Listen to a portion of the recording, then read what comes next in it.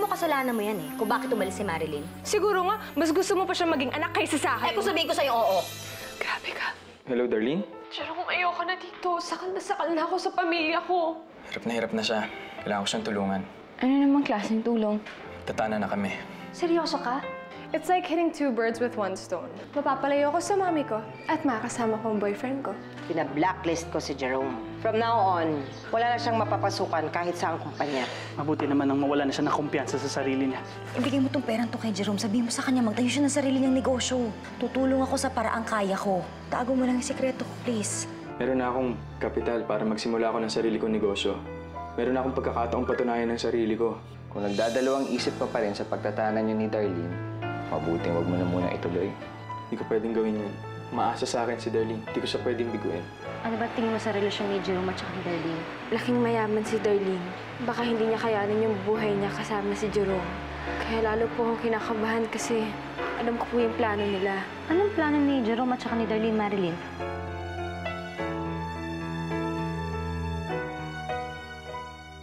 Naku, kukwestiyonin pa ng ibang tao yung mga motibo mo dyan. Oo, sigurado ako, malalagyan ng ibang kulay. Kaya kung ako sa'yo, huwag ka nang makialam. Marilyn, ano yung plano ni Jerome at saka ni Darlene? Oo. Yung plano po nila na paglaban yung pagmamahalan nila. Alam ko po yun kasi magagawin po talaga nila yun. Alam ko may plano sila doon pero hindi pa naman po sigurado yun, di ba? Lalo na ngayon na magkalayo silang dalawa.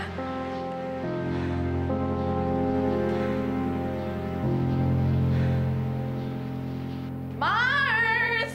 Mars! Mars, oh! Mars! Ba't nag-iisa ka? Saan si Marilyn? Eh, ayun, pinayagan ko nang bumalik dun sa resort. Suportahan ko na lang kung saan siya masaya. Tama! Kasi bukod sa masaya siya doon, mataas yung sweldo niya, mabait yung boss niya. Yun nga lang, inaaway siya nung impact ng Darlene na yun, ano? Ano, ewan ko nga ba, Mars? Bakit nagkaganon? Eh, di ba close naman sila na dati? Tapos biglang ganyan. Sana nga maayos nila dahil sayang naman yung pagkakaibigan nila. Eh, kasi problema ng Darlene yun. Napakakitid ng utak. Aba. Alam mo, noon pa lang, ayoko na yun eh. Pagkaspang yung pagkatao, parang manang-mana dun sa lola niya. Hindi, mabait naman yung alaga kong yun. Napabayaan lang talaga ng mga magulang niya. Alam mo, kawawa rin yung batang yun eh.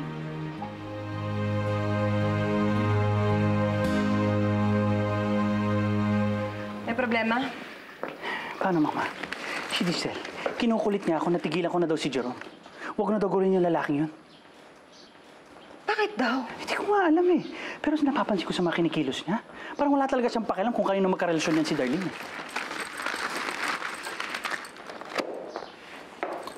Nasaan na ba yan?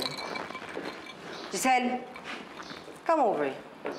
Yes, Mama. Bakit po? Ano ito? Na gusto mo raw hayaan si Jerome kay Darlene? Bakit? Mama, yung sa akin lang naman ho kasi, di ba, wala na ho si Jerome dito sa resort. So, malayo na ho siya kay Darlene. Eh, hayaan na ho natin yung bata. Total naman ho, di ba?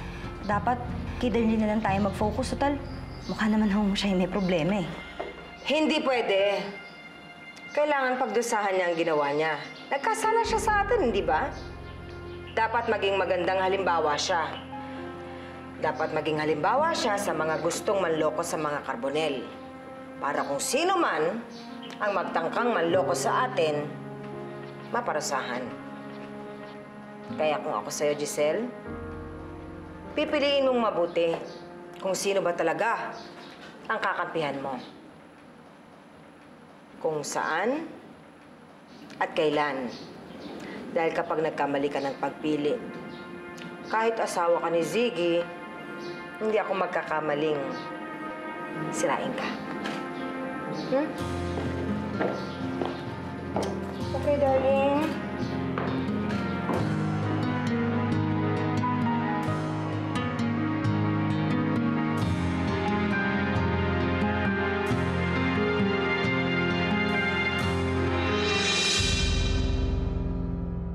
po si Ma'am Darlene. Salamat.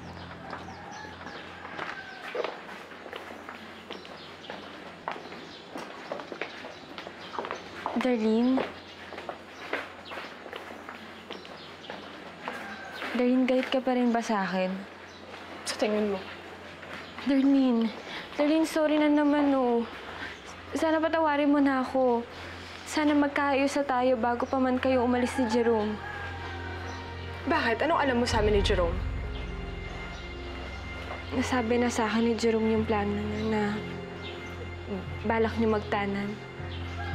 At baliw ba siya para sabihin sa'yo yun? So anong gagawin mo? Magsusumbong ka na naman sa mga magulang ko para paghiwalayin kami? Yan ba talaga yung gusto mong gawin? Darlene, hindi. Hindi ko balak gawin yon. Ang totoo niyan, sinusuportahan ko yung pagtatanan yung dalawa. Talaga? Oo. Alam ko naman na kayo talaga yung para sa isa't isa eh.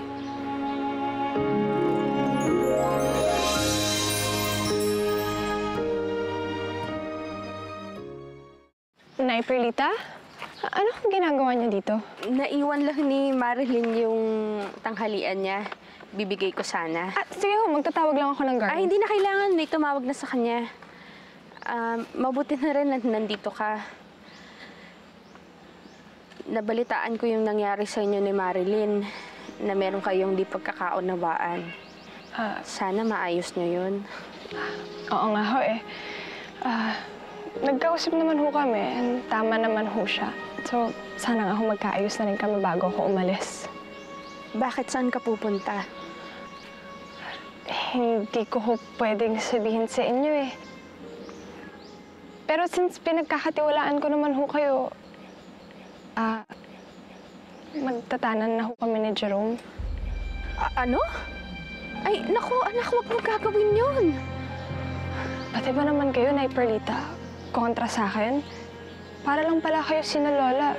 Wala kayong pakialam kung ano magpapasaya sa akin. Hindi naman sa ganun. Pero mas maganda siguro kung pag-isipan niyo munang mabuti ni Jerome yung gagawin niyo. I've never been this sure in my entire life.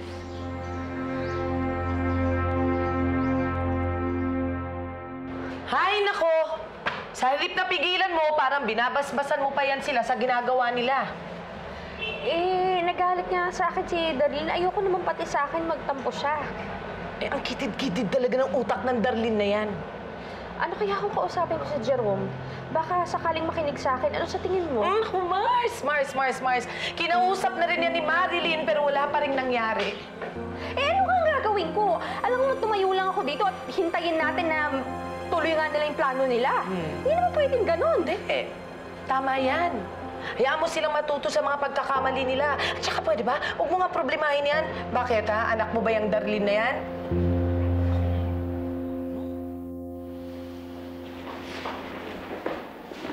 Mukhang wala nang makakapigil sa plano yung dalawa ni Darlene, ah. Oo. Mamayang gabi na yung alis namin papuntang Maynila. Wala nang atrasan to.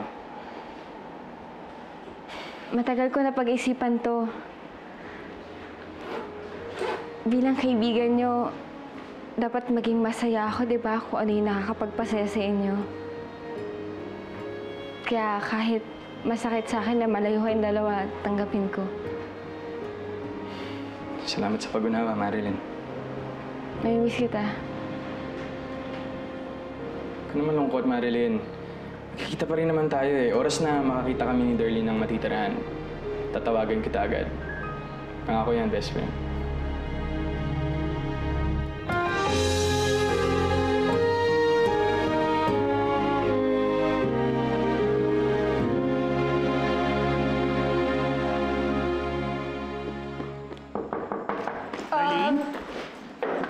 Come in.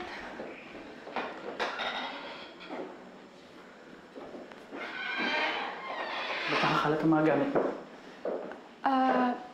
Inaayos ko lang po kasi baka yung mga luma i-donate ko sa charity. Darlene, I'm just worried about you.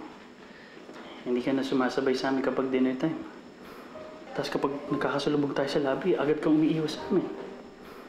I just miss talking to my daughter. Alright. I'm sorry. Kung medyo naging harsh kami ng lola mo sa'yo. I just hope you can forgive us. Huwag ka na magalit sa amin, please. Does that mean na pumapayag na kayo maging boyfriend ko si Jerome? Dali naman. Ilang beses pa natin ito pinag-usapan. He's not the right guy for you. Ang dami-dami ibang lalaki dyan. Bakit ka ba nagtitiis sa kanya? If that's the case, then I'm sorry, Dad, we're not okay. Can you please leave me alone now?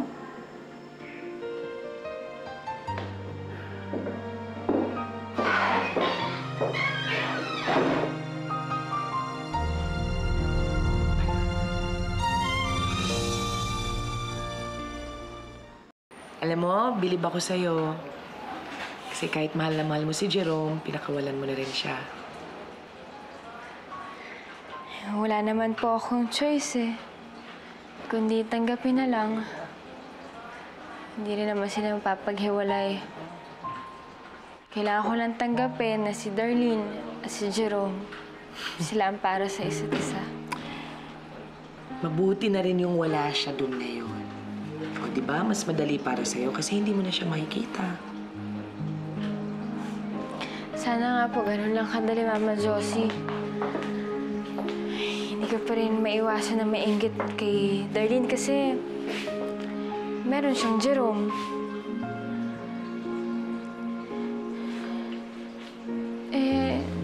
Ako po kaya, meron kaya lalaking darating para sa akin? Yung gagawin lahat para lang makasama ako? Oo naman! May lalaking perfect na darating para sa'yo. Pero in the meantime, kailangan maging kontento ka muna sa pagmamahal na binibigay namin sa'yo ng nanay mo.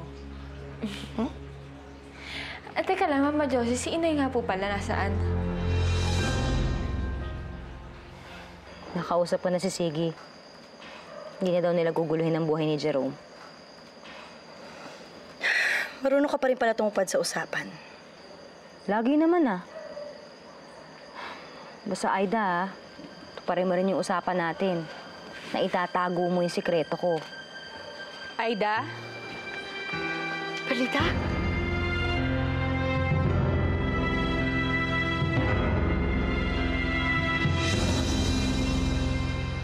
Evelyn! Jerome.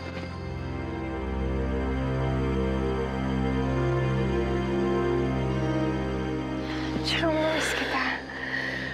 Hindi mo na ako kailangan ma-miss. Dahil magsasama na tayo. Halika na. Baka may iwan pa tayo sa bus papuntang Maynila. Magko-commute lang tayo? Di ba yun yung napag-usapan natin? Bakit, Darlene, nagdadalawang isip ka ba? Alam mo, ayos lang sa akin, hindi ako magagalit. Kung hindi ka sigurado, okay lang. Ayoko namang ituloy itong plano natin ng nag-aalinlangan ka eh. Hindi. Nakapag-desisyon na ako. Sasama ako sa'yo.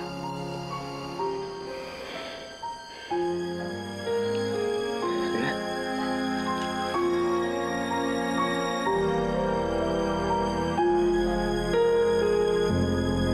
Kanina ka pa dyan? Hindi. Nakikinig ka sa usapan na may usapan? Hindi. Kakadating ko lang. Kailangan ko lang talaga makausap si Aida. Pwede bang mamaya na nag-uusap din kami? Hindi pwede maghintay to. Importante. Ano ba to? Pinapakaba mo naman ako, Perlita. Ano ba to? Sabihin mo na. Aida, si Jerome, pati si Darlene magtatanan daw. Ayun nga, nakausap ko si Mang Badong, sabi, hatid daw yung nanay mo dun sa resort. Ano naman daw po gagawin niya sa resort? Ay, naku, gusto niyang pigilan yung pagtatanan ni Darlene tsaka ni Jerome. Hindi kaya pumunta siya doon para isumbong sila? Mama Josie. Uy, teka! Saan ka ba pupunta? Uy! Sandali! Kailangan lang natin.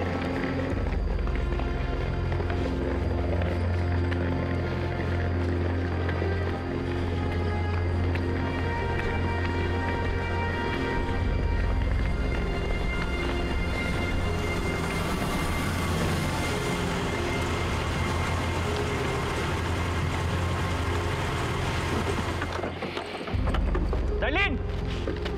Darlene! Daddy?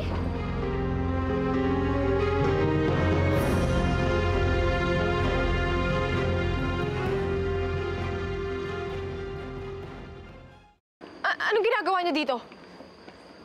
Anong ginagawa namin? Hindi ba dapat kami ang magtanong sa'yo niyan? Ano ang ginagawa mo rito at bakit kasama mo ang hampas lupang yan? Nag-uusap lang ho kami ni Jerome. Oh, sinungaling. Alam namin ang mga gagawin ninyo. Pumasok na sa loob. Saktan si Darlene. Darlene! Ayoko! Gusto mo! Ay, alam dito, ha? Talaga sinusubukan mo ako, no? Ha? Nagmamahal! Vicky! Umusok ka ng anak ka! Ano ka ba, Darlene? Sige, tama na yan! Huwag mo siya! Daddy, tama na! Sige, tama na! Nasaktan ka! Sige, tama niya! Huwag niyo saktan! Kailangan ko to! Ako na Vicky! Tama na! Sige! Tara kami! Sinasabi mo lang yan kasi gusto mo iligtas ng lalaking yan! Hindi, Lola! Totoo yung sinasabi ko! Pinilip ko lang si Jerome na sunduin ako sa resort! Are you out of your mind? Oh, ano ginagawa mo dito?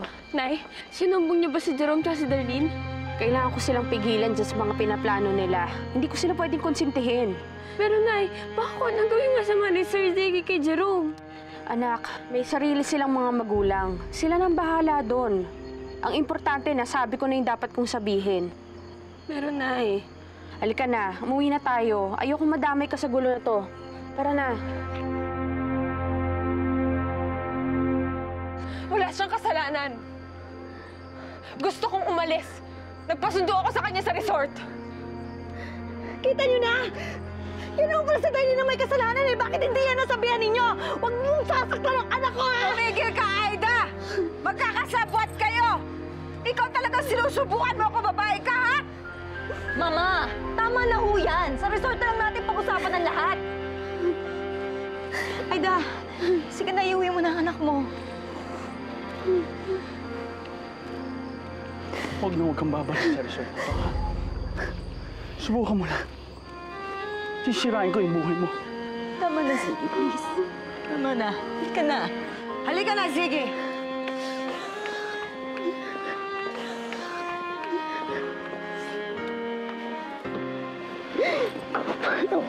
Anyo.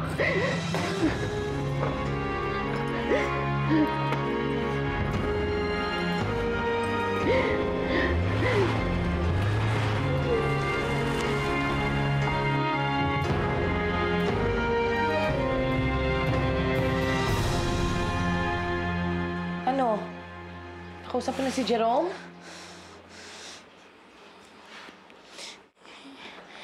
hindi ko po siya makontak. Nakapatay ata yung cellphone niya eh. Mama Josie, kinakabahan ako. Baka kung ano nang ginawa ni Sir Ziggy dun eh. Uy, di ba sabi ng nanay mo nandun si Aida? Siguro naman hindi pa babayaan ni Aida na saktan ni Sir Ziggy yung anak niya. Nanay naman kasi. Oy, oy, oy. Kailampi. Oy. Marilyn, huwag mong sisihin yung nanay mo dito, ha? Ginawa lang niya yung nasa konsensya niya. Ikaw, dapat nga matuwa ka na. Hindi natuloy yung pagtatana ni Darlene tsaka ni Jerome, eh. Ibig sabihin niyan, hindi nalalayo si Jerome. Ilang beses na kitang pinagsasabihan, hindi ka nakikinig. Mabuti pa siguro ipadala kita sa States para din hindi na makalapit sa'yo yung Jerome na yan. Ayoko pumunta ng States. Oh, hindi ba gusto mong umalis? Pwesto ka mag-aral. Daddy, pigilan mo siya. Mama, that's too much. Hindi si Darlene ang dapat pinaparusahan dito. Dapat yung Jerome na yun, eh. Gusto mo kasuhan natin siya na kidnapin doon sa ginawa niya? Sandali lang naman. Huwag naman nating idemanda si Jerome. Lalo na lalaki yung gulo eh kapag umabot pa sa korte ang lahat. Teka lang, bakit ba lagi mo pinagtatanggol yung Jerome na yan? Wala naman kasi siyang kasalanan. Narinig niyo naman yung sinabi ni Darlene, di ba? Siya ang nag-isip ng lahat ng kalokohan nilang dalawa ni Jerome. Kaya para sa akin, si Darlene ang dapat pating parusahan. Ma, I agree with you. Padala mo sa state si Darlene. And why am I not surprised to hear that from you? Ito naman yung gusto mo, di ba? Umalis ako? Teka nga, sandali. Huwag mong ibalik sa akin to, ha? Ikaw ang may kasalanan ng lahat ng ito. Hindi niyo ba nakikita kung bakit gusto kong umalis dito? Dahil sa'yo! Dahil lagi niyo na lang ako inaaway. Sana nga hinayaan niyo na lang ako umalis para matahimik na yung buhay natin. Darlene,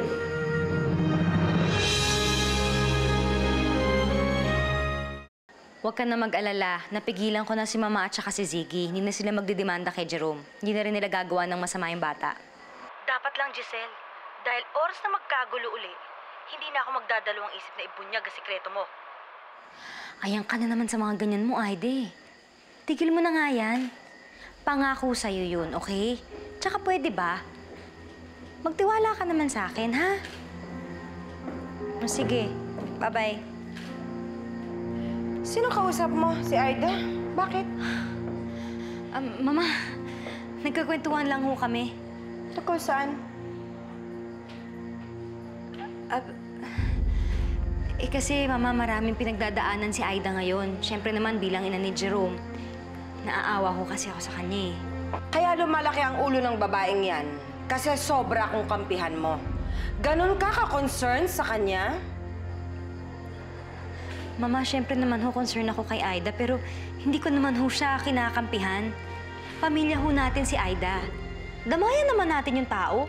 Sa pangalan lang yon, Giselle. Kung meron kang dapat kampihan, si Darlene. Dahil siya ang kadugo mo na palagi mong inaaway. Hindi ba?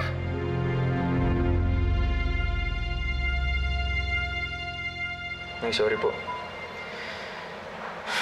Alam ko, nagkamali ako, kaya huwag na kayo magalit sa akin. Hindi ko naman kaya magalit sa'yo, Jerome, eh. Pero, hindi ko maiwasang mainis dyan sa ginawa mo. Alam mo naman, pabor ako sa inyo ni Darlene, eh. Pero hindi ko inaasahan na mapupunta to sa tanan.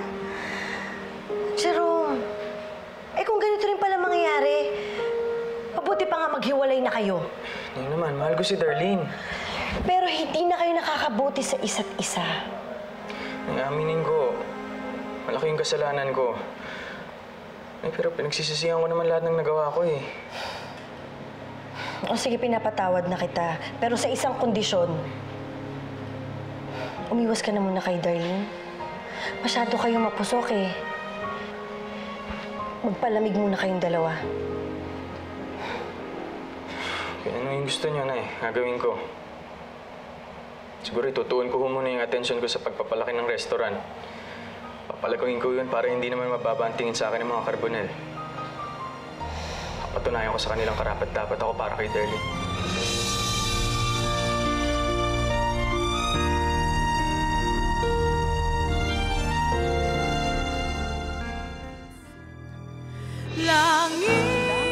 Basta parang binibili ni Giselle si Aida na ilihim daw yung sekretong alam niya.